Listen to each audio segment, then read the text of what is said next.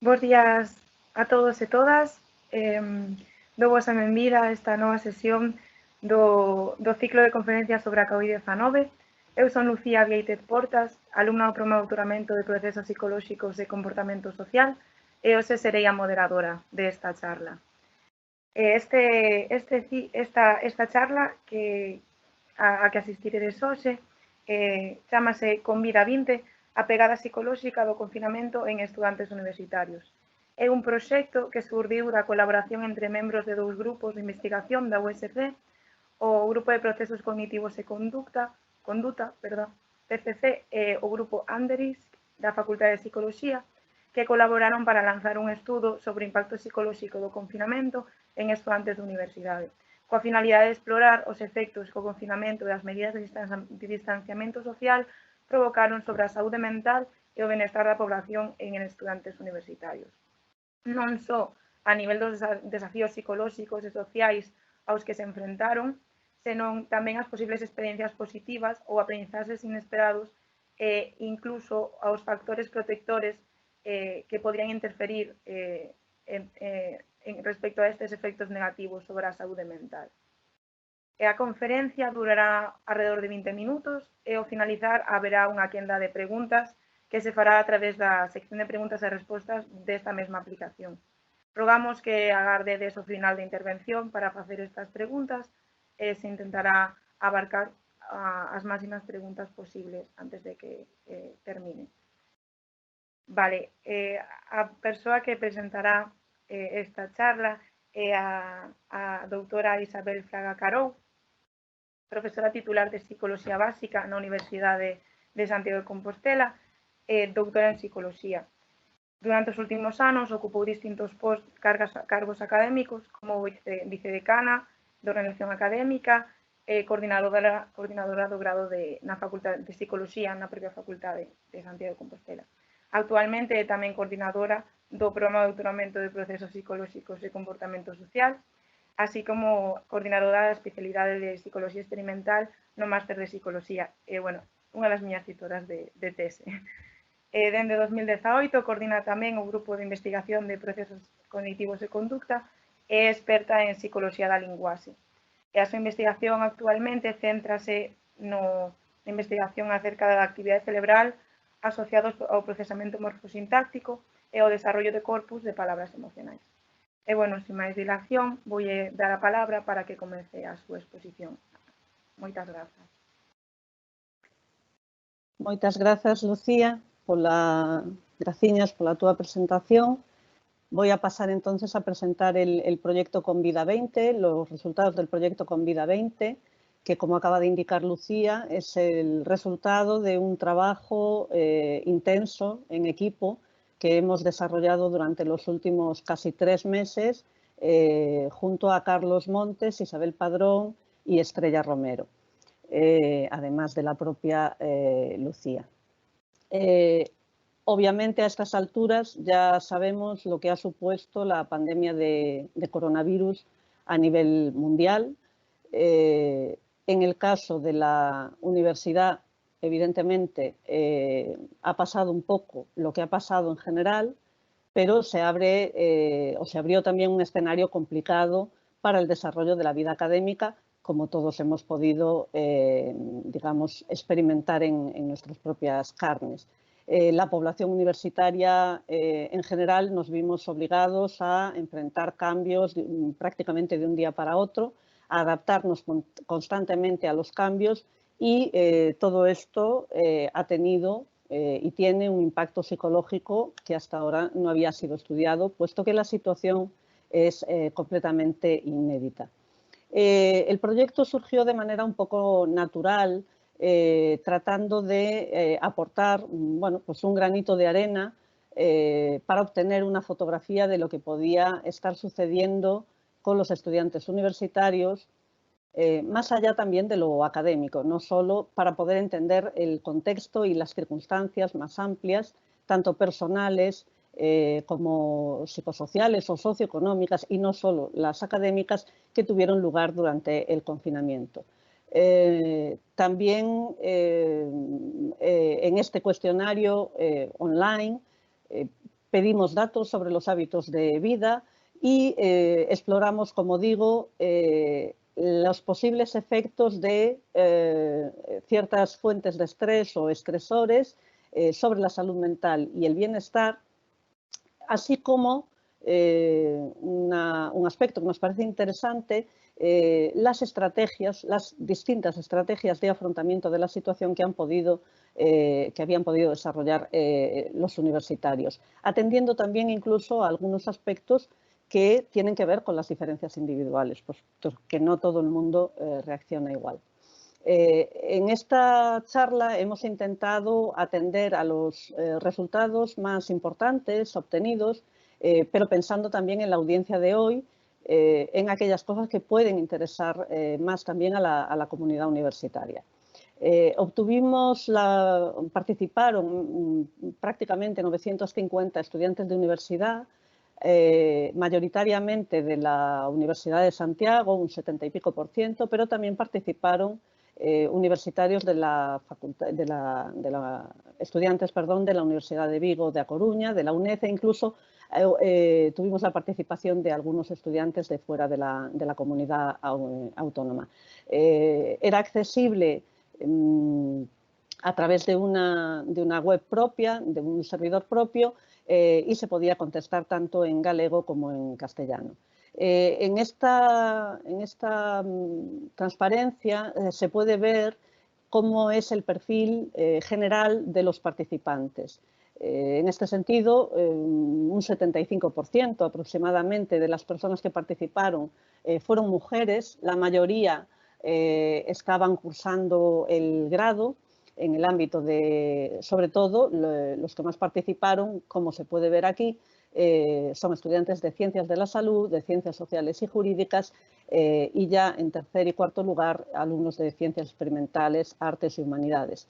Por nivel de estudios, el mayor número de participantes, un 86%, pertenecen al grado, pero tuvimos incluso un pequeño porcentaje de participación de estudiantes de cuarto ciclo.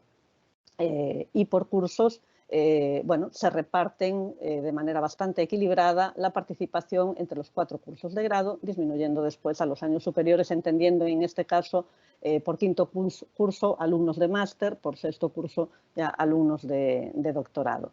La mayoría de estas personas se sitúan a sí mismas dentro de la clase social media y un poquito más de la mitad se movieron durante el confinamiento al domicilio familiar, que en un 44% de estos casos estaba en un hábitat urbano. El cuestionario tiene varios apartados y tiene distintas maneras de preguntar. Tenemos preguntas abiertas, tenemos preguntas con ítems que podían ir marcando, preguntas opcionales, la mayoría eran preguntas de obligada respuesta. Una de las cosas que le pedimos al inicio del cuestionario fue que nos dijesen aquellas palabras que para ellos expresaban mejor, reflejaban mejor lo que estaban viviendo, cómo se estaban sintiendo, teniendo en cuenta, porque ahora ya ha cambiado también la situación, claro, que nos situemos un poco en finales de abril, que llevábamos en torno a 5 o 6 semanas, más bien 6 semanas confinados. Y como se puede ver aquí, la palabra más mencionada con diferencia es la incertidumbre o incerteza en galego y otras palabras tienen que ver con el agobio, el estrés, la ansiedad, la tristeza, etcétera, etcétera. En definitiva, nosotros que trabajamos con algunos instrumentos que nos permiten analizar el carácter o la connotación emocional de estas palabras, como se puede ver aquí, el 80% de las palabras empleadas para describir lo que estaban viviendo son negativas, y solo un 4,5% son positivas. Nosotros solemos representar la connotación emocional de las palabras en 2 ejes, en torno a 2 ejes que tienen que ver con la valencia o el agrado, la positividad, por decirlo de alguna manera, y la intensidad de esas palabras. Como se puede ver, aquí se están representando las 40 palabras que más frecuentemente se emplearon.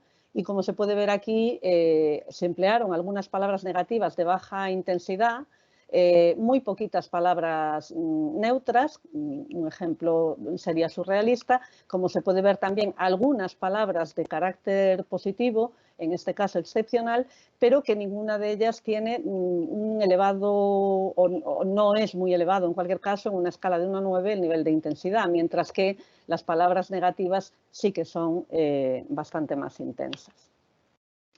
El primer dato que nos llamó mucho la atención también fue que cuando le preguntamos por su nivel de estrés anterior a la pandemia en una escala de 0 a 10, la mayoría, la media, comentó que estaría en torno a 5 y, sin embargo, después de la pandemia aumentó ese nivel de estrés en la misma escala a casi un 8.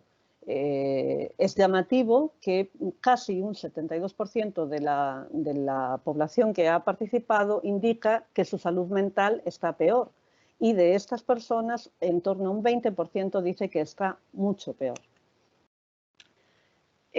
Por lo que se refiere a los indicadores básicos de la salud mental que vamos a comentar aquí y sobre los que hemos indagado en este estudio están la ansiedad y la depresión, el estrés general y podemos decir que nos causó también a nosotros cierto impacto estos datos porque utilizando cuestionarios de screening de niveles de ansiedad y de depresión, pues nos encontramos, por ejemplo, que más del 40% presentan indicios significativos de depresión y que un 17% podría incluso tener una depresión seria.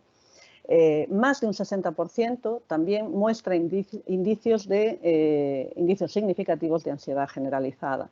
Por lo tanto, los datos muestran que la salud mental en general es más bien precaria, y que ya el 15% de los estudiantes que han participado informan de diagnósticos previos, recibiendo previamente al confinamiento atención psicológica en torno a un 17%.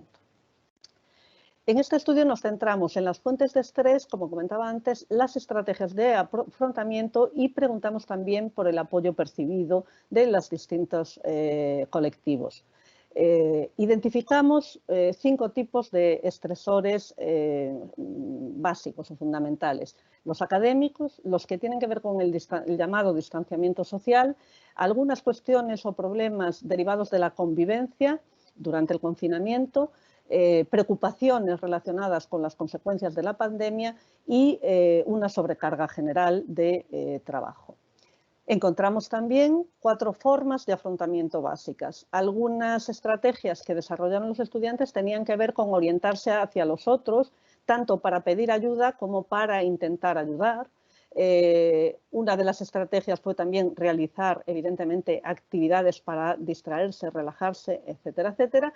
Y otras 2 estrategias de afrontamiento destacadas fueron el establecimiento de rutinas y una suerte de reenfoque cognitivo, es decir, de resituarnos, de tratar de ver hasta cierto punto qué podía tener de positivo o qué podía sacar uno en términos positivos de la situación. El apoyo del cual informan que perciben es muy alto por parte del entorno más cercano, de las familias, un apoyo medio por parte de los compañeros de facultad, digamos, compañeros de titulación y las asociaciones de estudiantes y un apoyo bajo por parte del profesorado y de la universidad en general. En esta transparencia les presento las comparativas por participación en función de las áreas de conocimiento. Como se puede ver aquí, el apoyo algunos alumnos, concretamente los de Artes y Humanidades, que participaron más o menos en torno a un 9%, indican un mayor apoyo por parte de los profesores que es significativamente distinto del que, por ejemplo, han percibido los alumnos de Ciencias de la Salud. En el caso de las asociaciones universitarias, sin embargo, los que perciben más apoyo o estiman que han recibido más apoyo por parte de ellas son los alumnos de ciencias experimentales, significativamente más apoyo del que han percibido, por ejemplo, los alumnos de ingeniería y arquitectura. Y en cuanto a los niveles de estudio, Es fácil ver en la gráfica algo que ya comentaba al principio, y es que los estudiantes de grado son los que han percibido menos apoyo por parte tanto del profesorado como de la universidad como de las asociaciones estudiantiles. Si nos fijamos en el patrón, aquí probablemente, entendemos nosotros, hay una variable confounding que decimos nosotros, en el sentido de que probablemente la edad tiene bastante que ver con esta percepción del apoyo. Evidentemente, las consecuencias del confinamiento o del parón en la actividad presencial no afectan de la misma manera a estudiantes de cuarto ciclo, ¿verdad?, que a estudiantes de grado. Aquí están, de hecho, los estresores más intensos, que, como comenté anteriormente, tienen que ver con, en una escala de 1 a 4, más de 3 para los estresores académicos, el distanciamiento social, la pandemia y la sobrecarga general. Y, como digo, hay también una cierta estrés derivado de cuestiones relacionadas con la convivencia. La mayor fuente de estrés identificada tiene que ver con las cuestiones académicas, lo cual era relativamente de esperar. Esa parece ser su mayor fuente de preocupación. Destacan particularmente la incertidumbre que tiene que ver con todo lo relacionado con los métodos de evaluación y la sobrecarga de trabajo. Todo esto tiene que ver, es por supuesto una foto fija de justamente el momento en que rellenaron la encuesta, que podemos comentar más adelante si tenéis alguna consideración en relación con esto. Pero también les sigue una importante preocupación por la salud, por la incertidumbre en general, por la situación laboral o económica e incluso también por la soledad. De manera, es muy interesante ver con qué tipo de indicadores de salud mental se relaciona cada fuente de estrés. Los estresores relacionados con la convivencia, por ejemplo, se asocian de una manera particularmente intensa con la depresión y con la sensación de haber empeorado en salud mental. Por el contrario, otros, como los relacionados con la pandemia, la posibilidad de contagios, consecuencias de todo tipo negativas, se asocian a una mayor ansiedad.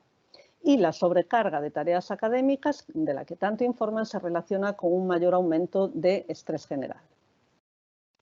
Aquí podemos ver también, en función de las grandes áreas, cómo les ha afectado o hasta qué punto determinados estresores han afectado más a unos individuos que a otros. Podemos ver, por ejemplo, de nuevo, que los alumnos de artes y humanidades se ven más afectados, o les afecta más negativamente la cuestión de tener que mantener la distancia social, la distancia física de sus seres queridos. Mientras que los que menos sufren, entre comillas, por este motivo serían los alumnos de ingeniería y arquitectura. En cuestiones relacionadas con la pandemia, pues parecen afectar más a los alumnos de ciencias sociales y jurídicas, y de una manera particularmente significativa en relación con los alumnos de ciencias experimentales. Y, sin embargo, son los alumnos de ingeniería y arquitectura los que se ven más afectados por la sobrecarga de trabajo. En relación a la salud mental, la gráfica es bastante ilustrativa también y, digamos, confirma cosas que ya hemos visto en datos, en resultados anteriores. Los alumnos de grado son los que se ven más afectados en términos de mayores niveles de ansiedad y de depresión, también de irritabilidad y de cambios en el estrés. Por el contrario, los alumnos de cuarto ciclo son los que se ven menos afectados en estos indicadores. ¿Cuáles son las estrategias que han utilizado entonces los estudiantes para afrontar las dificultades y tratar de mantener un buen estado de salud mental que desde el principio, digamos, ellos experimentan como que tienen problemas, como que psicológicamente se encuentran realmente mal? Cuando les hemos preguntado, en torno a un 15% comentan que han establecido rutinas, también que han hecho más ejercicio del habitual, o por lo menos que han intentado hacer rutinas para, al mismo tiempo que estudiar, hacer ejercicio, también para leer o ver películas y series, meditar, abstraerse e incluso algunos acudir a terapia psicológica. Además, un pequeño porcentaje, un 5,6%, afirma que se ha centrado en lo que sí pueden solucionar. Es decir, han tratado de adaptarse o de ser positivos y aceptar la situación en la medida de lo posible. ¿Cuál han sido útiles estas estrategias? ¿Para qué?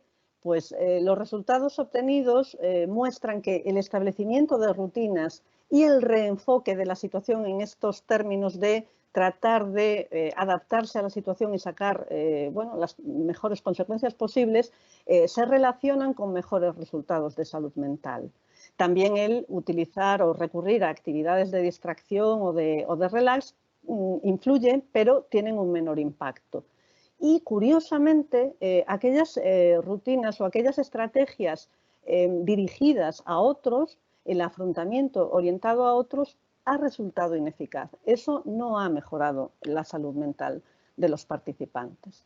La siguiente pregunta que se nos vino a la cabeza es, bueno, ¿y qué perfil tiene el estudiante que utiliza las estrategias que sí han resultado útiles? Bueno, pues aquellos y aquellas estudiantes que estructuraron rutinas son personas más extravertidas, emocionalmente estables, más responsables. La mayor parte de estas personas son mujeres y son alumnas y alumnos de ciencias de la salud y de ciencias sociales y jurídicas. También se sitúan en estratos socioeconómicos más altos, conviven con personas de riesgo y dicen disponer de más recursos para el estudio. ¿Qué tipo de perfil tienen aquellas personas que han intentado resituarse de manera positiva ante la pandemia? Pues son personas también más extravertidas y estables emocionalmente, pero también son lo que en psicología llamamos open-minded, más abiertos a la experiencia, más flexibles. Nos pareció que podría interesar también indagar un poco en posibles diferencias de género. Los resultados confirman lo que ya se sabía anteriormente, confirman lo que se sabe para la población general, pero nosotros circunscribimos y concretamos estos resultados en la población universitaria. De esta manera, también en esta población las mujeres muestran peor salud mental que los chicos en términos de ansiedad, de niveles de ansiedad, estrés y depresión. Tienen también o muestran también un mayor sentimiento de comunidad y de aprecio por los profesionales públicos. Dedican más tiempo a las actividades académicas y también a ver series o a ver la televisión, pero dedican en comparación con los chicos menos tiempo, por ejemplo, a jugar a videojuegos. Y les parece afectar menos la falta, por ejemplo, de espacio físico que a los chicos. Por otra parte, les afecta bastante la falta de apoyo de personas cercanas que pueden haber experimentado, pero un dato curioso también es que la falta de apoyo de los profesores parece haber afectado más a los chicos que a las chicas. Preguntamos también a los estudiantes por sus hábitos y estilos de vida durante el confinamiento y para ver la relación con la salud mental. En general, ellos y ellas informan de que comen más, hacen menos ejercicios, se comunican menos con los amigos y introducen cambios o se dejan llevar, digamos, en lo que se refiere a sus rutinas de sueño. Pues bien, el hacer menos ejercicio, el preocuparse menos por la higiene, dormir menos, comunicarse menos con familia y amigos, se asocian todos estos elementos de un modo particularmente intenso con una peor salud mental. Y en general también podemos decir que se han sentido peor aquellos que pasan más tiempo en las redes y duermen poco, digamos, o pasan menos tiempo durmiendo. Las circunstancias externas son también un elemento social, psicosocial a tener en cuenta. Por eso preguntamos también si se habían ido para casa de sus padres, se habían desplazado al comienzo de la pandemia o se habían quedado en las residencias universitarias o en los pisos que comparten con sus compañeros. En estas gráficas se puede ver que en torno a un 55% se desplazó al domicilio familiar y que un 40% pasó el confinamiento en pisos de estudiantes. Las zonas donde la pasaron se distribuyen entre zonas urbanas, que son un 44%, y un poco menos en la zona rural y un poquito menos aún en la zona semiurbana. Con respecto a las características de las viviendas donde han pasado el confinamiento, bueno, pues la mayor parte viven en pisos o casas con 2, 3 o 4 habitaciones. Aquí nos gustaría llamar la atención particularmente porque más de un 60% de las participantes y los participantes dicen no tener jardín, terraza o balcón, pero es que también dicen no tener espacio, por ejemplo, para hacer deporte. Y quizá más preocupante es que casi un 24% informa de no tener ventanas exteriores ni siquiera en las zonas comunes de la casa y un 15% no tener ventanas exteriores en absoluto. Les preguntamos también por el número de personas con el que han tenido que convivir y, bueno, como vemos aquí, la mayoría viven con 3, 2 o una persona. Importante tener en cuenta que un 5% han pasado el confinamiento solos y si convivían con personas de riesgo, ya fuera porque estas personas tenían una edad elevada, un riesgo por algún tipo de enfermedad, porque era personal sanitario, etcétera, y como podemos ver, un 68% ha convivido con personas de riesgo, por una u otra razón. ¿Qué podemos extraer del estudio que hemos realizado en relación con estas circunstancias externas? Pues, por ejemplo, los estudiantes que pasaron el confinamiento en el ámbito rural muestran un mayor estrés con todo aquello que tiene que ver con el ámbito académico en relación con los que han estado en zona urbana y también tienden a una mayor irritabilidad. Por otra parte, y como parece lógico también, el disponer de más espacio para uno, más espacio personal, contribuye a una menor irritabilidad. Haber experimentado de cerca, que le haya tocado a alguno de cerca, algún fallecimiento por COVID-19, pues lógicamente se relaciona también con un mayor estrés por la pandemia, pero también se relaciona con un mayor sentimiento de comunidad. Y claramente, confirmando algunos de los resultados que ya he comentado, los cuidados, el tener que cuidar a otras personas, ya sean abuelos, mayores, niños pequeños, se asocian a una peor salud mental. Respecto a los recursos, que es un tema que probablemente todos hemos tenido presentes en el ámbito universitario, la importancia de los recursos necesarios para poder desarrollar adecuadamente las actividades académicas son especialmente importantes y aquellos estudiantes que informan de que los recursos que tienen no se adecúan o son escasos, evidentemente presentan unos niveles mayores de estrés. Estos porcentajes indican lo que no tienen. Creo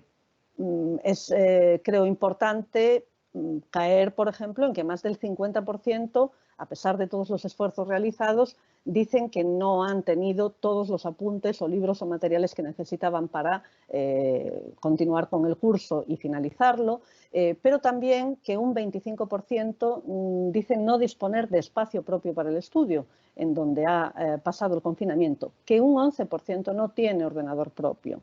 Y sí que es verdad que casi prácticamente el 90% dice que tiene una conexión a Internet, ya sea vía Wi-Fi, vía móvil, pero evidentemente informan de problemas en las conexiones, pero bueno, creo que esto es algo que hemos sufrido todos, ¿verdad?, en algún momento, y a pesar de disponer de una conexión a Internet, pues comentan, bueno, pues que en algunas ocasiones es lenta o que no siempre funciona bien o que a veces se quedan sin conexión.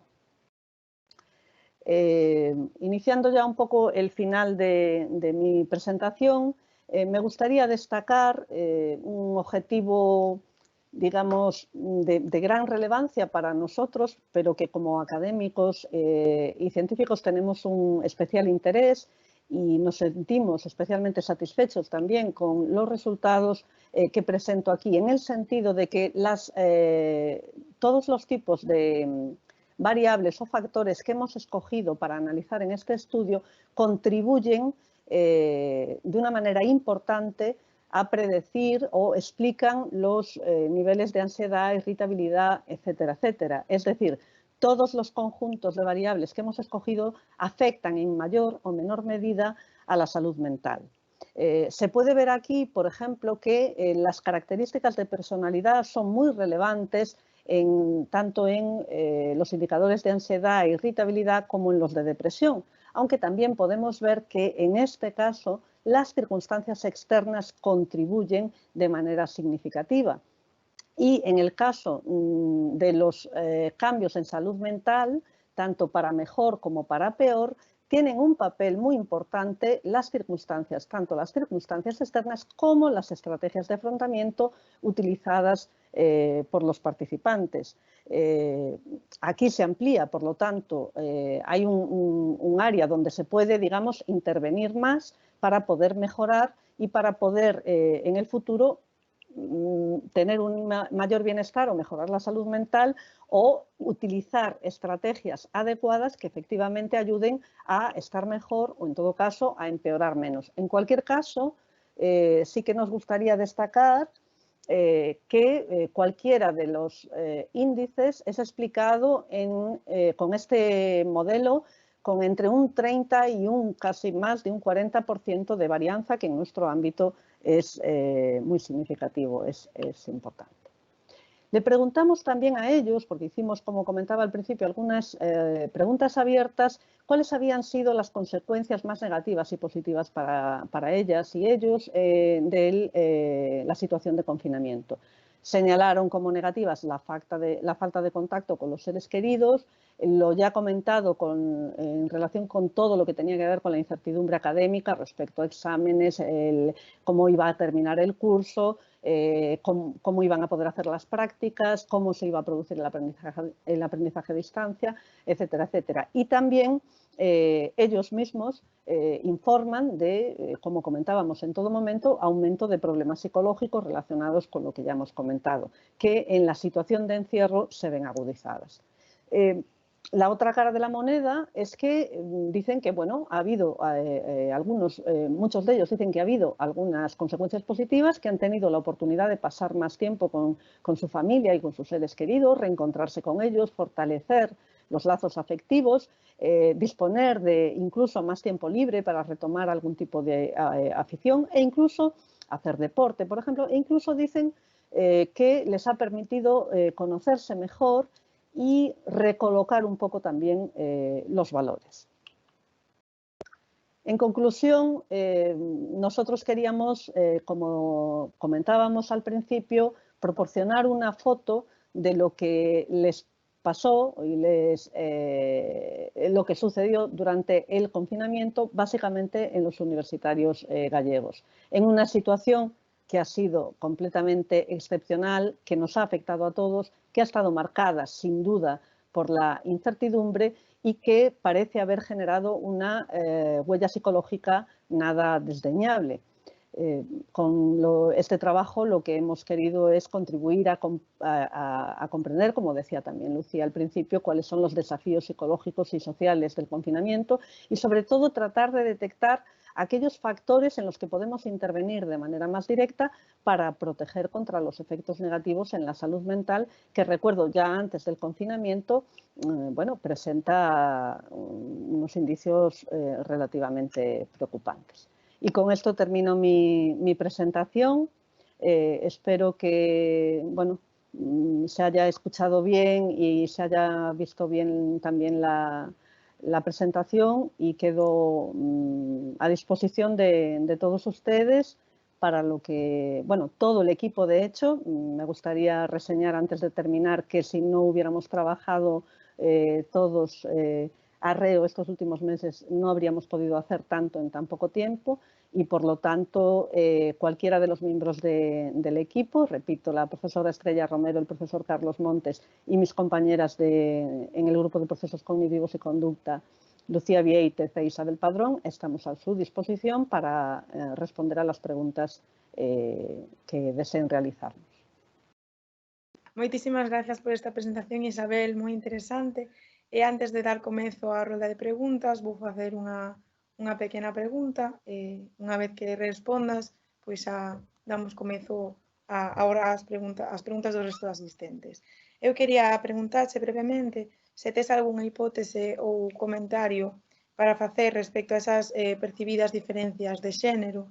Parece que as mulleres están máis orientadas hacia a problemática a hora de socializar ou do contacto emocional ou con seres queridos. Non sei se querrías engadir algo respecto a eses resultados. Bueno, no sabría, ya te vale que seas tú la que me hace una pregunta, una pregunta de este calibre. No sé si tengo una hipótesis explicativa. Sí que creo que confirma en todo caso algunos aspectos relacionados con los roles tradicionales de género. Pero creo que también conviene tener todo es decir, a la hora de interpretar los resultados, tener bien establecido todos los contextos. En el siguiente sentido, tenemos muchas más respuestas de mujeres que de hombres. Ha participado el 75% de chicas. Frente tengo que decir que además preguntábamos por la identidad sexual, por si alguna persona no se identificaba ni como chica ni como chico, pero el porcentaje de personas fue escasísimo y por lo tanto las diferencias, las comparaciones que hemos podido hacer son entre hombres y mujeres.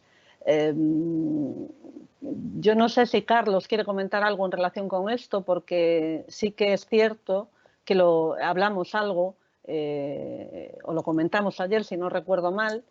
Yo no tengo una hipótesis, digamos, explicativa, pero sí que es verdad que efectivamente pues las mujeres parecen tener no solo una preocupación o que les afecta más, es decir, que las relaciones sociales parecen afectarle más, sino que también en positivo las tienen, ¿no? Como que tienen un mayor sentimiento de comunidad o que valoran más lo que pueden hacer los servicios y los trabajadores públicos. Ya digo, no sé si Carlos quieres intervenir. Sí, como sinalaba Isabel, grazas, aínda que todavía non afondamos no completo conxunto de variables que sometemos a estudo, sí que é certo que hai algunhas hipóteses tentativas, é dicir, aparentemente estes datos poden reflectir unha estereotipia de xénero na que as rapazas que estudan nas universidades galegas fundamentalmente estarían máis preocupadas pola escaseza dos aspectos ligados ao apoio emocional de familiares e seres queridos, o que podría reflectir unha orientación ás persoas en termos de rol de xénero, é dicir, ese rol estereotípico no que os homes se adican a tarefas productivas e as mulleres a tarefas reproductivas ou de cuidado, mentres que os homes estarían máis preocupados por tarefas, por aspectos vinculados ao apoio, neste caso, de profesorado. Sí que é certo que é preciso afondar máis en análisis segmentados, porque probablemente tamén podan estar detrás deste tipo de cuestións, non só a distribución asimétrica dos participantes, que en esencia reflicte tamén a porcentaxe de estudantes galegas fronte aos estudantes galegos, que sigue sendo pues, 3/4 partes de mulleres, pero tamén podría estar indicando, por exemplo, outros problemas de fondo na contorna xeral do confinamento. Por exemplo, que as rapazas quedasen nos seus lugares de estudo e, por tanto, tivesen menos acceso ás súas familias ou estivesen máis tempo distanciadas delas, mentres que os rapaces sí que, por exemplo, volvesen ao seu lugar de orixe ou ao seu domicilio familiar sen ter, por exemplo, ese acceso tecnolóxico que lles facilitase o contacto cos profesores. En calquera caso, son hipóteses especulativas que precisan un maior afondamento. Moitas grazas pola vosa resposta. Pois agora, se queredes comezar a responder ás preguntas plantexadas. La propia Sara Carreño creo que fai unha pregunta. Alén da asistencia psicolóxica, contemplouse no cuestionario a porcentaxe de alumnos que tiveron que recurrir á medicación debido aos síntomas de ansiedade ou como resultado do insomnio. Pois non me lembro ben agora mesmo, pero coido que sí, que hai unha pregunta sobre se tomaban medicación. Quizáis Lucía ou Isa lembren mellor este dato. En todo caso, a impresión que o recordo que teño eu agora é que algunha xente xa tomaba medicación antes. Entón, sí que o mellor tivo que recurrir ao, digamos, ao terapeuta para facer uso de algunha desas, facer algún cambio na medicación que xa tomaban. Non sei se Lucía, lembras ti o tema da inxesta de medicación? Creo que sí que tiñamos unha pregunta, pero non era unha pregunta central. Podían comentar si tomaban medicación, pero non especificamos si era anterior a pandemia ou o confinamento ou non. Entón, directamente non temos ese dato. De todas formas, o máis salientable, digamos, non é tanto a toma de medicación, vale, como o referir que sí que se encontraban moi ansiosos, moi preocupados, moi nerviosos, e que eso a súa vez xeneraba, digamos, dificultades para estar ben. Quero decir que había tamén suficientes preguntas abertas como para que algún comentara algo en relación coa toma de medicación e isto non saltou por ningures. No sentido de hai un montón de xente tomando medicación entre os estudantes universitarios por cuestión da pandemia. Hola, buenos días. Con respecto a cómo influye la personalidad en la salud mental, ¿cuáles son los mecanismos por los que una personalidad más extrovertida puede adaptarse mejor a estas circunstancias? Le paso la palabra a mi colega Estrella Romero, como no podía ser de otra manera, que sabe mucho más de estas cosas que yo. Bueno, pues es una pregunta muy interesante para las personas que estudiamos personalidad. El ámbito de la extroversión realmente es muy, muy sustancioso, ¿no? Bueno, hay muchas hipótesis sobre eso. Se barajan básicamente como en dos como grandes cauces. Bueno, por una parte, las personas extrovertidas, una de las facetas de la extroversión, no la única, al menos tal como la manejamos en psicología, es la sociabilidad. Entonces, las personas más sociables, aunque es verdad que en este entorno de confinamiento pues, pudieron ver más restringido su núcleo social, es más probable que busquen activamente recursos para quedar en contacto con los demás. No lo analizamos entre muchas cosas que se podían analizar, pero es muy probable que las personas extrovertidas hayan hecho todo lo posible y generado todo tipo de estrategias, desde las más creativas hasta las más conocidas, para seguir manteniendo ese contacto social, y sabemos que ese contacto social, especialmente en situaciones estresantes, nutre de alguna manera esa emocionalidad positiva y permite resistir mejor las adversidades. Por otra parte, al margen de este empeño que seguramente de un modo, como repito, muy activo, muy proactivo, las personas extrovertidas buscaron estar en contacto con los demás, hay otras hipótesis que muestran que en general las personas extrovertidas tienen algo así, esto quizás suena un poco raro decirlo, tienen como un motor como más propenso a experimentar emociones positivas. Se dice que las personas extrovertidas en general, por su propio sistema de activación, cómo responden de bien ante todo lo que es positivo, ¿no? Y sin embargo a lo mejor son un poquito menos sensibles a las cosas positivas, a las cosas negativas, reaccionan de un modo menos intenso ante los reveses de la vida.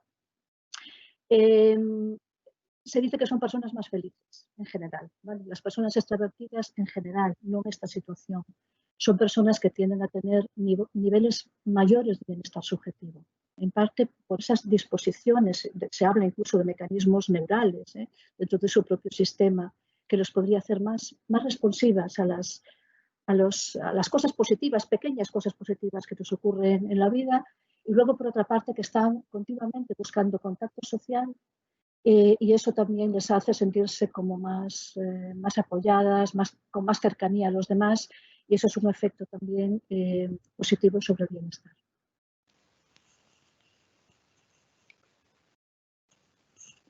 Muchas gracias Estrella por la respuesta tan detallada.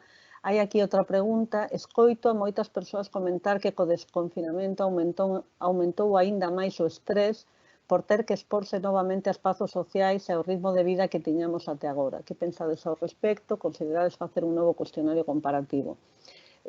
Sí, Sí, algún terapeuta también comenta que, claro, hay unos problemas quizá más específicos del inicio del confinamiento, problemas más que caracterizan más cuando llevas unas semanas, digamos, confinados, pero emergen otro tipo de problemas al finalizar el confinamiento y tener un poco que volver a la supuesta nueva normalidad o iniciar la desescalada, etcétera, etcétera.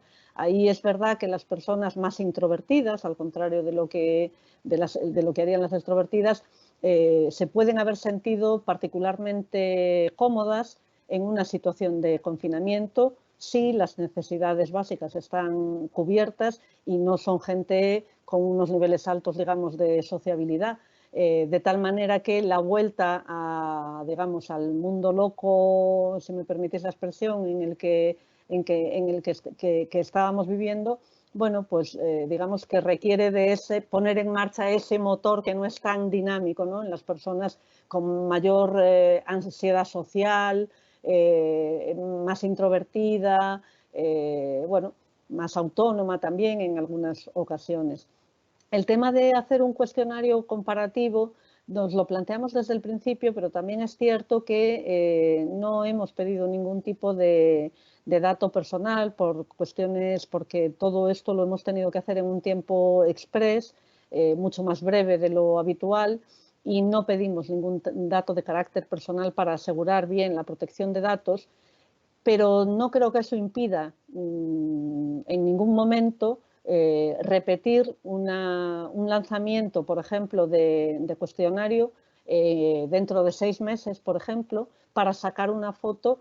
Evidentemente no van a ser exactamente los mismos universitarios, pero algunos sí lo serán y nos servirá para ver igualmente cuál es la foto que, por ejemplo, se deriva de la situación que haya en ese momento en el contexto de la Universidad de Santiago, por ejemplo. Es decir, es perfectamente factible y no lo descartamos, por supuesto.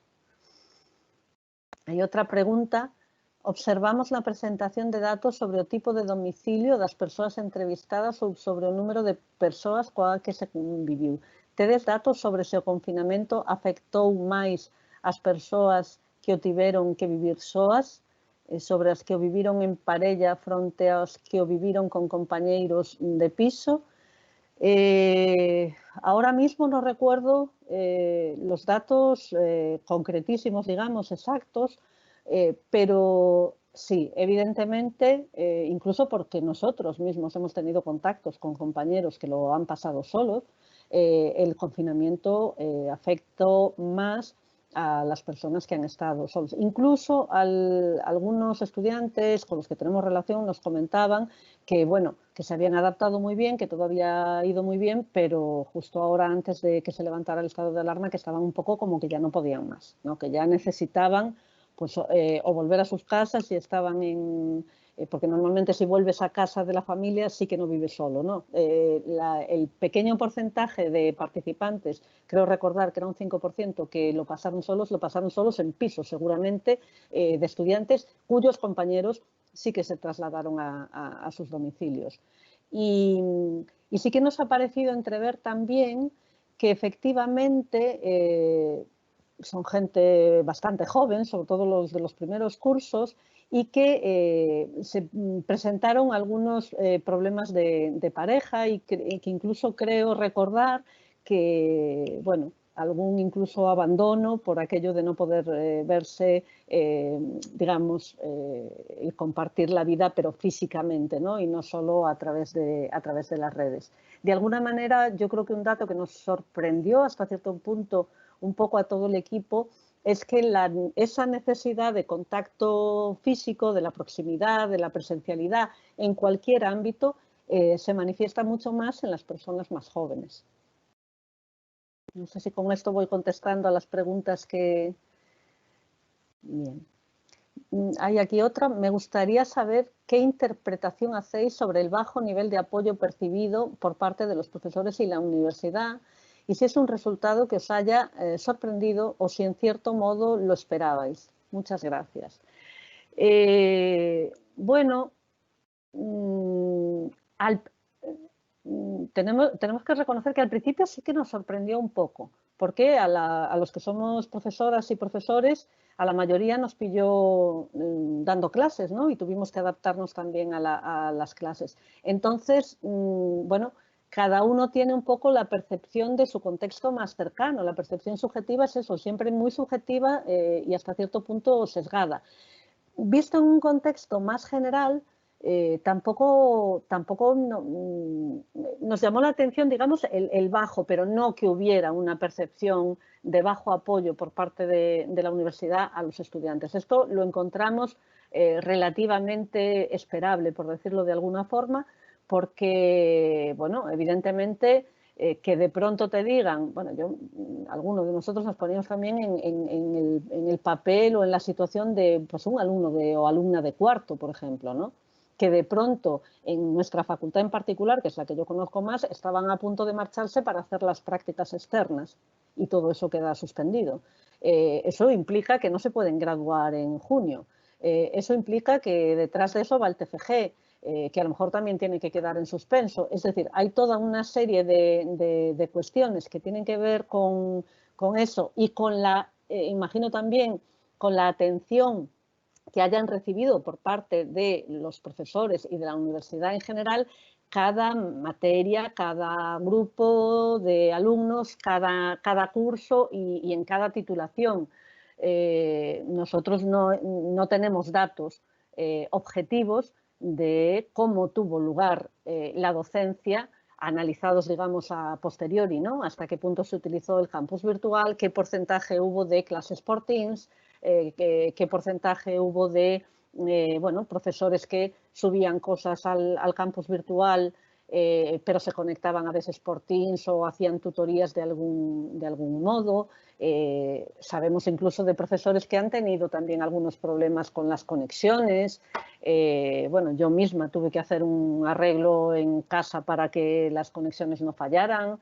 Compañeros que tuvieron que comprar ordenadores. Es decir, la situación, el impacto fue grande para todo el mundo, pero yo entiendo que los más descolocados sean los estudiantes, porque, y ya digo, en unos casos más que en otros. De hecho, se ve que los más agobiados son los estudiantes de grado y que, por ejemplo, los estudiantes de doctorado pues sí que se sienten bastante apoyados por sus profesores, pero es que es lógico, tienen más edad, están en otro nivel, con una perspectiva de estudios, digamos, de otro tipo y además son pocos, es decir, yo en segundo tengo 170 alumnos de doctorado tengo 2 o 3, entonces, claro, es que no es lo mismo una cosa que otra. Entonces, yo creo que desde las autoridades académicas, o por lo menos desde lo que es la coordinación de los centros, la coordinación de las materias, etcétera, etcétera, se han hecho intentos, desde luego, muy, muy positivos de resolver problemas, pero eso no es óbice para que uno perciba que necesita más apoyo o que siente que no recibe todo el apoyo que cree necesitar. No debemos olvidar que estos son respuestas que dan los propios estudiantes y cada uno es libre de sentirse como quiera ante determinada situación. Obviamente es una manifestación que responde a una percepción subjetiva, lógicamente, desde el propio sujeto. Pero yo creo que es hasta cierto punto esperable. No es lo mismo que yo de pronto tenga que ponerme a... Es que es muy curioso también, ¿no? Porque creíamos que los mayores nos manejábamos mal con las redes, con todas estas nuevas tecnologías y demás, y muchos de nosotros pues fuimos capaces de adaptarnos, pero claro, la sorpresa para mí viene con que eso no es suficiente. Eso para el alumnado, aún así, aún conectándote y estando al otro lado de la pantalla, no parece ser suficiente. Y evidentemente yo me confiné en mi casa, pero no perdí mi puesto de trabajo. Quiero decir, cuando nosotros planteamos el estudio, queríamos poner en valor un abordaje, diríamos, un poco sistémico, un poco global, que no solo lo académico afecta a los estudiantes, y menos en estas circunstancias, en esta situación, sino que hay algunos elementos, como decía yo al final, en los que sí podríamos intervenir, cuestiones relacionadas menos con la personalidad, que son menos modificables, pero sí con determinado tipo de estrategias de afrontamiento por parte de los psicólogos, pero también A nivel social, bueno, pues las ayudas, por ejemplo, que puso la universidad para mejorar las conexiones a Internet o garantizarlas, etcétera, etcétera. Hay algunas cuestiones que a mí, por ejemplo, pues eso, me parecen llamativas, ¿no? Que porcentajes tan altos pues no tengan ventanas al exterior. Pues claro, un confinamiento yo ya perdí la cuenta, no sé cuántas semanas estuvimos, pero es mucho tiempo para estar confinado. Perdón por la extensión de la respuesta. Otra pregunta es, respecto a los niveles tan altos de síntomas de depresión y ansiedad, ¿esperabais este tipo de resultados? Bueno, nuevamente voy a pasar la palabra a mi compañera Estrella Romero, pero esto nos sorprendió menos, porque ya hay datos, como ella confirmará ahora, creo yo, de que los niveles de ansiedad ya se sabe que en los estudiantes de todos los niveles los índices y los niveles de ansiedad son muy elevados. Y también son bastante llamativos los síntomas de depresión, pero probablemente Estrella lo pueda matizar un poquito más. Sí, bueno, no, en lo básico, pues lo que nos acaba de comentar Isabel. En general, la población de estudiantes universitarios es una población con niveles de salud mental, bueno, más bien bajo. Son personas que tienen altos índices de ansiedad, mucho más que lo que se podría encontrar en una media de población general, ¿vale? Se habla mucho sobre los estreses particulares a los que están sometidas las personas en esas etapas de la vida. Hay que tener en cuenta que en esas etapas de la vida, ya por la propia edad en la que suele encontrarse esa etapa universitaria, es una etapa que es una edad, ¿no? Ahí como un periodo de tiempo en el cual brotan con mayor frecuencia que en otras edades de la vida dificultades psicológicas, dificultades de adaptación, ¿vale? ¿Por qué? Bueno, pues hay toda una serie de hipótesis sobre ello. Hay que tener en cuenta que ese momento de incorporación a roles ya que son más autónomos que los que antes tenían los individuos, tienen que enfrentarse ya pues, a una construcción, ¿no? de una vida como más propia y más independiente de lo que estaban haciendo hasta ese momento, más tutelados por la familia, incorporarse a nuevos roles, conflictos, relaciones con la pareja y con otras aperturas al mundo. Y luego la responsabilidad de esa presión que en gran medida se siente de tener que cumplir con unas tareas, con esa construcción de vida y ese futuro, ¿no? que está ahí, pero que es muy incierto. Entonces, los índices en general de salud mental, vamos a ponerlos en el polo negativo, de ansiedad y de depresión en estudiantes en poblaciones diferentes, en diferentes países, son altos. Son altos, pero no tan altos como estos, ¿vale? En este caso, a mí sí que me sorprendió que, aunque esperábamos niveles altos, las cifras a mí sí que me rebasaron las expectativas que podría tener. Cifras en torno al 20-25%, que es ya una cifra muy considerable en términos de prevalencia en salud mental de personas con niveles significativos de ansiedad, es un nivel alto. Pero las cifras que tenemos aquí, a un 40, a un 60%, y en algunos casos además con una severidad bastante notable. Y cuando preguntamos, que bueno, no se presentan todos los datos aquí, pero en qué medida este disturbio emocional, ¿no? está alterando la vida cotidiana, pues los índices son también muy altos. Entonces sí que es una población que sí, aún ahora mismo están saliendo estudios de cómo afectó el confinamiento a la población general, ¿no? Obviamente los estudiantes, aparte de estudiantes, son personas como todos nosotros, y hay una parte que es común a todas las personas que vivimos el confinamiento. Pero hay una parte que es específica de esta población, en la cual bueno, tenemos una edad determinada y unas condiciones sociales determinadas. Son más altos, los niveles de empeoramiento de salud mental son más altos de lo que cabría esperar. En ese sentido sí que vemos que ha sido una población vulnerable, con una vulnerabilidad bastante alta a este impacto psicológico del confinamiento. Muchas gracias. Gracias, Estrella. Creo que está relacionada también la pregunta siguiente. ¿Existe algún recurso ou servizo na universidade que proporcione apoio psicolóxico ao alumnado? De non ser así, considerades que sería positivo que polo menos neste tipo de contextos excepcionais e de gran impacto sobre a saúde mental se creasen tales servizos? Pois que eu saiba como tal un servicio de apoio psicológico no centrado solamente en cuestiones patológicas, digamos, como tal no existe. Sí sabemos que existe en otras universidades y yo creo que sería desde luego muy positivo. Y no creo que fuera positivo activarlo solo en estos contextos, ¿no? Esa ya es una opinión mía personal. Es decir, probablemente se utilizase algo más, pero creo que hay cuestiones que están muy relacionadas con la prevención. Y el hecho de poder disponer de un servicio de apoyo psicológico te ayuda a prepararte también para incidencias, digamos, graves o fenómenos o situaciones extraordinarias como esta, pero no solo como esta, sino que precisamente por las características de esta población universitaria que acaba de describir Estrella, pues es evidente que ni tiene que ir todo el mundo, evidentemente, ni iría todo el mundo y a lo mejor tampoco, digamos, sería una demanda desaforada, pero sí que yo creo que es verdad que un acompañamiento a muchos estudiantes y a muchos estudiantes tendría efectos, desde luego, absolutamente positivos. Es algo a lo que yo creo que venimos, ahora me confirmará Estrella también, dándole vueltas desde hace algún tiempo en la Facultad de Psicología y particularmente en el departamento al que pertenece mi compañera, en el departamento de Psicología Clínica.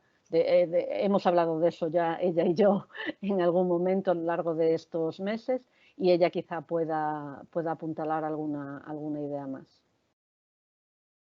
Sí. Bueno, efectivamente, sí que creemos que debiéramos tener de alguna manera algún tipo de asistencia, de consejo, de acompañamiento en este tipo de situaciones, pero no solo. Yo creo que un servicio de asistencia y de promoción de la salud en el sentido más amplio y ese sentido amplio de lo que entiende la Organización Mundial de la Salud como salud sería necesaria. Tenemos una población, como decimos, vulnerable y además tenemos una población que podemos dotar de recursos no solo para rendir mejor y para ser mejores estudiantes, sino ya para tener mejor salud, los recursos de manejo del estrés, de autocuidado, de gestión emocional, por ejemplo, pues cómo poder resistir y afrontar cuando nos vienen estos cambios, que ahora nos llegan estos, en otro momento nos pueden llegar otros tan duros como este, ¿no? Pues es algo muy positivo, repito, para el rendimiento, para la salud en general y porque estamos formando personas que van a desarrollar una profesión en el futuro y esas habilidades, de la misma forma que promovemos que se haga deporte, ¿no? Y que hay unos servicios que promueven pues un estilo de vida no sedentario, pues creo que los recursos de todas esas fortalezas de salud mental sería muy importante promoverlas, campañas incluso preventivas, ya no solo respondiendo a la asistencia peculiar de que alguien tiene un problema, que también, ¿no? Sí, sino programas de promoción de la salud que nos enseñaran a toda la comunidad universitaria, a los estudiantes también, como vemos, a gestionar esas situaciones difíciles, organizarnos mejor, organizar nuestro tiempo, a poder interactuar mejor con los demás. Eso obviamente pues, bueno, requiere una inversión de recursos en alguna medida que habría que estudiar si es posible desplegar, ¿no? En otras universidades existen y es un recurso apreciado por los estudiantes. Sí, sí. Gracias, Estrella. Gracias. Hay otra pregunta. Me llamó la atención el hecho de que los diferentes aspectos del confinamiento, el distanciamiento, la pandemia, etcétera, afectasen de forma diferencial a los sujetos en función de la rama de estudio, ciencias de la salud, sociales y jurídicas, etcétera. ¿Hay alguna explicación para esto? Muchas gracias. Bueno, le voy a pasar la palabra a mi compañero Carlos Montes, porque este tema también lo discutimos brevemente ayer. Hasta qué punto, digamos, el estar en un determinado tipo de titulación, ¿no? qué explicación puede haber ahí, porque el hecho de estudiar una determinada carrera haga que me afecten de manera distinta los distintos problemas inconvenientes que surgen en esta situación. Carlos, si te parece... Sí, por suposto. Para contextualizar a pregunta hai que ter en conta que Convida 20 lanzouse o 27 de abril, se non lembro mal, co cal estábamos na sexta semana de confinamento. Eso quere dicir que todos os aspectos que estaban ligados á resposta inmediata, por así dicirlo, urxente, á situación de crise, poderíanse ir, entre comillas, atenuando e que fosen aflorando outro tipo de problemas, que son os que precisamente evidencian as respostas dos estudantes, é dicir, todo o que ten que ver co ámbito académico. Entonces, esa diferente exposición aos estresores poder revelar, en certa medida, cuestións que poden estar vinculadas a factores diferenciais no perfil de ingreso, é dicir, os intereses vocacionais dos diferentes estudantes que conforman cada unha das ramas de coñecemento, ou tamén incluso a propia natureza da actividade académica en cada unha desas ramas de coñecemento. É dicir, porque probablemente as propias dinámicas de traballo en cada unha das titulacións que representan estas áreas sexan diferentes, de tal maneira que algunhas cuestións, por exemplo, como sobrecarga de traballo que experimentaban particularmente os estudantes de Enxeñería e Arquitectura, poidan estar motivadas fundamentalmente por eso, por as características peculiares dos títulos que se cursan fronte a outros. Igual que tamén a propia experiencia do estrés, aqueles estudantes que formaban parte de ciencias sociais e xurídicas ou sobre todo de ciencias da saúde, tiñan, por exemplo, unha experiencia de estrés maior vinculada á pandemia, é dicir, por así dicir, unha conciencia social maior e incluso tamén todo o que tiña que ver coa propia conciencia sobre as repercusións tanto físicas, sociais como psicolóxicas do propio confinamento. Gracias, Carlos. Até que punto consideran as estrategias de afrontación como unha variable modificable e non como unha consecuencia da personalidade dos suxeitos? Estrella, supongo, imagino que preferirás contestar tú a esta pregunta. Sí, bueno, pues también es una pregunta muy interesante. Efectivamente, las estrategias de afrontamiento tienen que ver en parte con esas disposiciones personales más duras, pero tienen un grado de maleabilidad, un grado de flexibilidad, son susceptibles al aprendizaje, al desarrollo, a la promoción, muy diferente, un grado de flexibilidad muy diferente al que puedan tener esos rasgos, ¿no? Como hablábamos antes, por ser extrovertida. Por ser extrovertida pues es algo que no tenemos por qué cambiar, pero tampoco es tan fácil de cambiar. Sin embargo, el tipo de estrategias que manejamos está en otro nivel. Forma parte también en cierta medida, de nuestra forma de ser y de actuar generalmente, pero es algo que está en otro nivel, más maleable, más flexible. Hay programas de entrenamiento en afrontamiento al estrés que funcionan muy bien y que se utilizan pues, con mucha frecuencia. Y si es un campo, en general, la respuesta es que es verdad que hay una influencia, es verdad, ¿no? Pues unos tendemos a afrontar de una manera u otra y esto viene en parte también, como decía antes, por el motor, pero es una parte mucho más flexible, mucho más moldeable y en la cual sí podemos entrenarnos. En efecto, hay muchas cosas, afortunadamente, que se pueden entrenar. Y el cerebro, supongo que ya la mayoría de la audiencia lo sabrá, bueno, ya sé que en cada época se enfatizan más unas cosas que otras y en unas épocas se ve más la botella medio llena o medio vacía, pero el cerebro es mucho más flexible de lo que se consideraba hace unos años. Y por lo tanto, igual que se pueden fomentar hábitos observables directamente, también se pueden fomentar hábitos que tienen que ver con estas estrategias de afrontamiento, pero también se pueden entrenar hábitos mentales, por decirlo de alguna manera. También se puede entrenar a la gente a analizar y pensar las situaciones de una manera diferente a lo que uno está acostumbrado a hacer. Cuesta esfuerzo, claro, cuesta y da pereza, seguramente, porque ha sido un poco en contra de aquello a lo que le lleva la naturaleza de uno o a lo que a uno está habituado.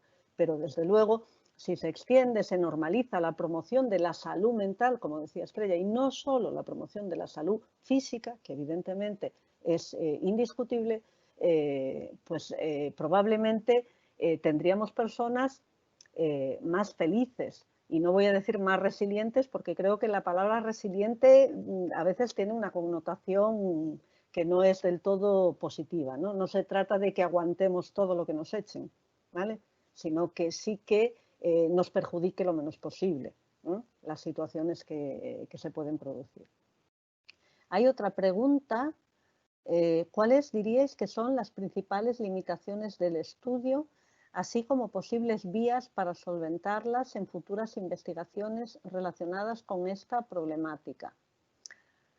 Las limitaciones del estudio, pues yo la verdad es que, claro, tiene limitaciones, efectivamente. Hombre, para mí, que vengo de la psicología experimental, a mí me habría gustado tener un número equiparable de participantes que fueran chicos. A mí me habría gustado mucho, porque creo que una participación más equilibrada nos permitiría, más allá de que podemos hacer comparaciones que son estadísticamente significativas y obtener resultados que son perfectamente fiables, a mí me hubiera gustado tener un mayor acceso a respuestas por parte de los chicos. Entonces creo que la perspectiva de género es ciertamente una perspectiva que se puede adoptar en este tipo de estudios y que puede ser interesante para poner de manifiesto efectivamente hasta qué punto se perpetúan o por el contrario hasta qué punto van cambiando las manifestaciones de los roles tradicionales. Si hubiéramos tenido mayor participación, también pues probablemente habría sido mejor, pero a mí me tranquiliza mucho saber que aquellos resultados que son comunes, digamos, a la población general o que son comparables con estudios realizados previamente con población universitaria, salen en la misma línea. Y por lo tanto creo que eso es una garantía también de la fiabilidad y de la validez de los resultados obtenidos.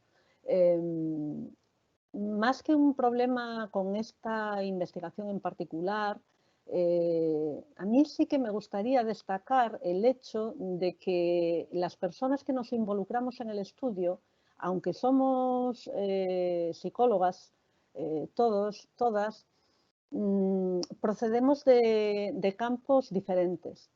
Y esto creo que ha sido muy enriquecedor. Es decir, que Estrella sea una experta en psicología de la personalidad, que Carlos trabaje más en temas de recursos humanos, etcétera, etcétera. Que yo trabaje en cuestiones más relacionadas con la psicología del lenguaje, con cuestiones que tienen que ver más con el funcionamiento del cerebro y ese tipo de cosas, nos ha dado mucha frescura. Yo lo he vivido así, ha sido una estrategia para abordar lo que estaba pasando en el confinamiento, para poder contribuir con alguna aportación significativa a nuestra universidad, que para mí ha sido absolutamente enriquecedora, y a pesar de que algunas noches lo pasamos un poco mal tratando de sacar todo adelante, creo que los resultados son muy explotables, muy interesantes y bueno, están ahí encima de la mesa, claro, evidentemente, para que cada cual saque las conclusiones que estime oportunas. Sí que me habría gustado, o evidentemente, este estudio podría tener una pareja o dos parejas, que es haber estudiado esto mismo en el personal docente, en el personal investigador, en el personal de administración y servicios de la propia universidad. Porque, por suerte o por desgracia, esto nos ha caído a todos encima. Todos lo hemos vivido. Entonces creo que todos hemos pasado momentos de estrés, momentos de...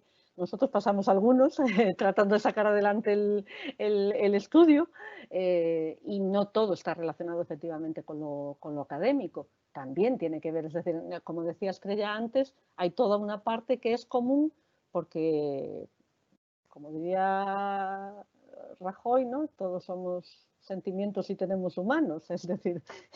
Quiero decir, tanto los profesores y profesoras como los trabajadores en general, como los estudiantes, pues tenemos ciertas características de personalidad, ciertas opciones laborales y ciertas circunstancias familiares y socioeconómicas, que todo eso es un caldo de cultivo para sacar digamos, es muy probable y sería muy interesante también, por cierto, la comparativa entre los dos, porque como parece que hay algunas estrategias de afrontamiento o algunos efectos negativos que tienen que ver bastante con la edad, pues es posible que el manejo de la ansiedad y otros elementos, pues los profesores, sobre todo los que ya peinamos canas, pues hayamos funcionado de una manera un poco distinta, ¿no? A lo mejor más parecido a lo de los alumnos de cuarto ciclo, no sé. Entonces, en ese sentido, a mí sí que me gustaría tener un abordaje de una población o de muestras, digamos, de población representativas de otros colectivos y no solo del de estudiantes. No sé si alguno de mis compañeros, alguna de mis compañeras ve alguna limitación, no sé, insalvable o algo, o no sé, Estrella, si tú quieres, o que has podido tú aprender, que hemos podido aprender nosotros también con este estudio.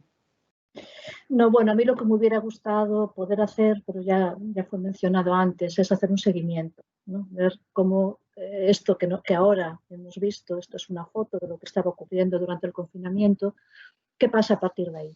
Entonces, que a estas mismas personas que vimos cómo estaban sufriendo, cómo estaban adaptándose a esa situación, a medida que las cosas van cambiando y que vamos entrando, como antes se decía, en otro periodo, vienen otro tipo de adaptaciones que en poco tiempo las tendremos que vivir otra vez, pues cómo eso va evolucionando y poder tener así una idea más clara, ¿no?, de qué es lo que está modulando esas dificultades que tienen en este caso los estudiantes. Eso no pudo ser, como señaló Isa, aunque en algún momento nos planteamos, porque bueno, teníamos que mantener la protección de datos, no meternos en pedir datos personales supondría pues una dificultad adicional que nos impediría realizar el estudio en las condiciones en que lo hicimos, pero ese seguimiento de estos estudiantes y cómo están ahora. Antes estaban así, hace unas semanas, que ahora con lo que pasó ya se aclaró el asunto de la evaluación, ya esa incertidumbre se redujo un poquito, mejoraron las cosas o por el contrario, ahora existe el temor a qué va a pasar ahora en el curso próximo, por ejemplo, ¿no? Eso nos daría una información mucho más matizada. No es tanto una limitación del estudio, sino como que el ámbito del estudio tuvo que reducirse a una foto transversal que está, bueno, que es muy interesante de todas maneras, porque bueno, cada uno estaba viviendo lo suyo, ¿no?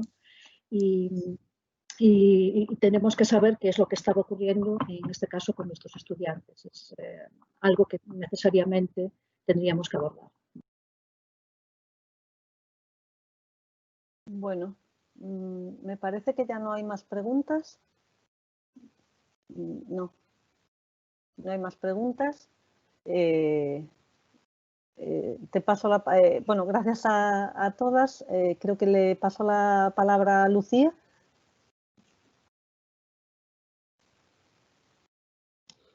Vale, pois moitísimas grazas, Isabel, por a túa presentación e tamén quero agradecer ás miñas compañeiras, bueno, Estrella, Carlos e Isabel Padrón, que tamén estivo aquí, por as vosas aportacións na ronda de preguntas.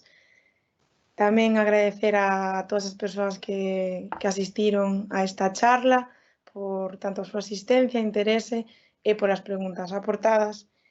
Quería recordar, antes de rematar, que a vindeira semana contaremos cunha nova sesión unha conferencia deste ciclo de charlas sobre a COVID-19 o martes 30 de xuño ás 12 da mañá, tamén, como hoxe, co título Educación e a pandemia da COVID-19, impartida por Ramón Facal, do Departamento de Didácticas Aplicadas.